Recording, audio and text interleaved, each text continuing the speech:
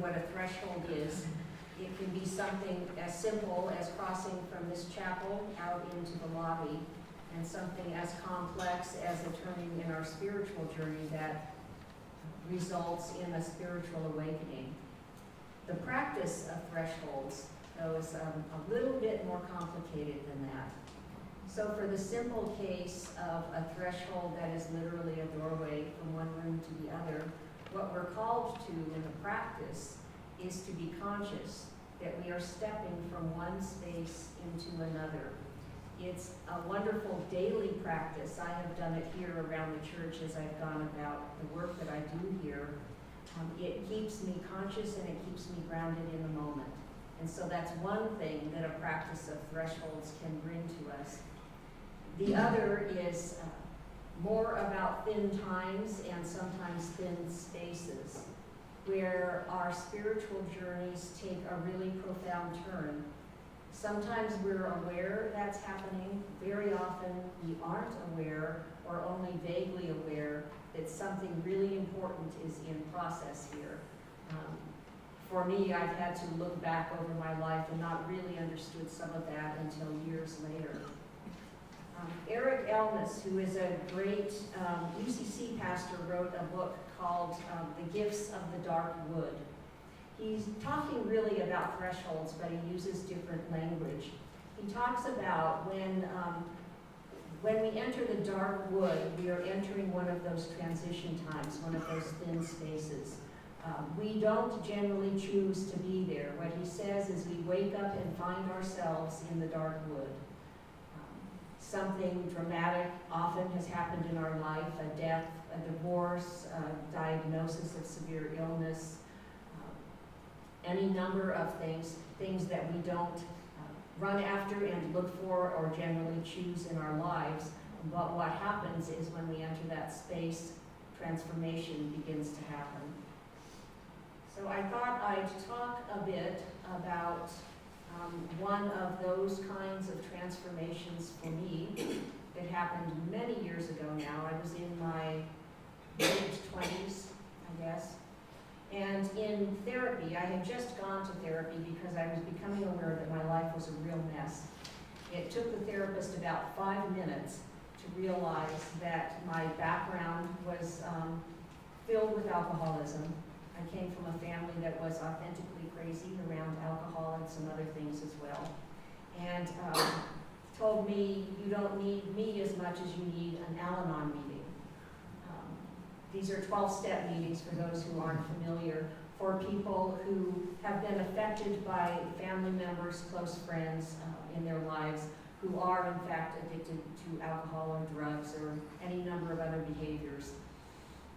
And so I went. I was vaguely aware, by the way, I knew what Al-Anon was at that point in my life. I went to a meeting, and I walked into that door, and I walked in carrying a lot of shame about my background. It's hard for me to even relate to that now, 3 decades later, 4 decades later. But I was just so embarrassed to have to be in that room. And I walked through the door and came face to face with a man I worked with. Yeah. And I just wanted to melt. It never crossed my mind that he was probably there for the same reason I was there. But I just had such a burden of shame, and it became so clear to me. Well, what happened there is I heard them say some interesting things. They said there are these 12 steps we have. If you really, really work those steps with somebody who can be a mentor and guide to you, they will result in a spiritual awakening. A lot of what those 12 steps encompass are the same kinds of spiritual paths that we find in other traditions. You find them in the exercises of St. Ignatius Loyola, for instance, and in any number of other paths that people have laid out. I did work those steps, and my life turned upside down in ways pleasant and unpleasant, and I began to have really profound spiritual experiences as I moved through those steps. True transformation, as uncomfortable as a lot of it was. I wanted to end tonight with just this. In our Christian tradition, we have this idea of the fruits of the Spirit being what we see as a person transforms in their Christian journey. I'm going to read you something from the Big Book of Alcoholics Anonymous, which has a great deal of overlap with the fruits of the Spirit. They're talking about the same thing, about the marks of a person who has actually been in the dark wood, who is actually walking that journey and has come to one of these threshold places and has moved beyond it wherever that path takes them. So it says this: if we are painstaking about this phase of our development, that's the first 6 of the 12 steps, we will be amazed. That's the first promise. Amazed before we are halfway through. We are going to know a new freedom and a new happiness. We will not regret the past, nor wish to shut the door on it. We will comprehend the word serenity, and we will know peace. No matter how far down the scale we have gone, we will see how our experience can benefit others. This feeling of uselessness and self-pity will disappear. We will lose interest in selfish things and gain interest in our fellows. Self-seeking will slip away. Our whole attitude and outlook on life will change.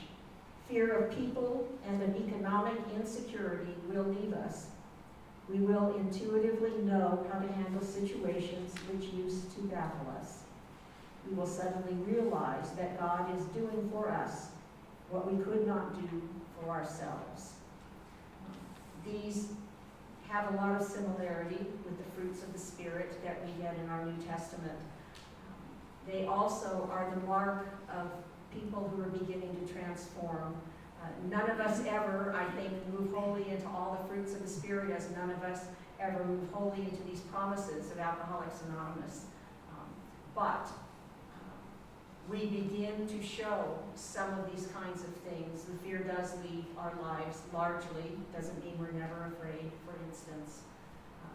We begin to move a bit more towards service and a bit less toward being very concerned about filling our own needs, etc. And so for us, it's signposts in our own spiritual journey. If we begin to think about these kinds of things in our own life, have we really moved along a path that is across a threshold, and have we seen that kind of transformation happen? I once had somebody in a congregation I worked with about 10 years ago ask me, how can you tell the difference between a profound spiritual experience and somebody who's just a little high on drugs? And it's a good question. It's a really good question. Because we can have these very powerful and transformative experiences, and people talk about, frankly, taking acid and having the same kind of experience. The mark is this, that after we have those kinds of experiences, after we begin this transformative process, we move toward service. That is the mark of whether or not such an experience has power. And so I will just end with this thought for us.